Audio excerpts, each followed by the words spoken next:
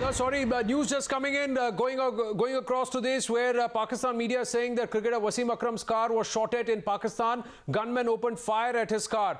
That is what Pakistani media is reporting this. We are waiting for confirmation, but we are given to understand that a lot of the local news channels in Pakistan are reporting that cricketer Wasim Akram's car was shot at. Gunmen opened fire at his car. That's what we are getting at this point in time.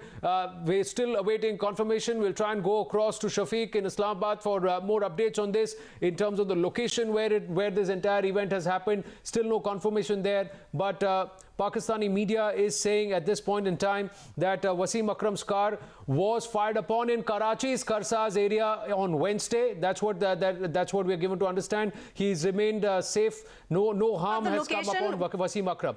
Yeah, we've been told that the location is near the National Stadium in Karachi. This is what we are being told right now. This was near the National Stadium in Karachi. The gunman had opened fire there and he has narrowly escaped because it was quite a vicious attack, but he has escaped. As of now, what we are being told is that he is all right, but the initial reports telling us that unidentified men have fired at his car directly. This is on Karsaz Road near the National Stadium in Karachi, and he has remained unhurt during this incident. He called the police helpline immediately after this and registered a complaint. And as per his account, two unidentified men on a motorcycle had opened fire at his vehicle. The police have reached the spot. This is what we know right now. Two unidentified men on motorcycles attacking Wasim Akram's car. This happened in Karachi near the National Stadium. Anand, this is the information that we're getting right now. But importantly, we're also being told that Wasim Akram has escaped unhurt.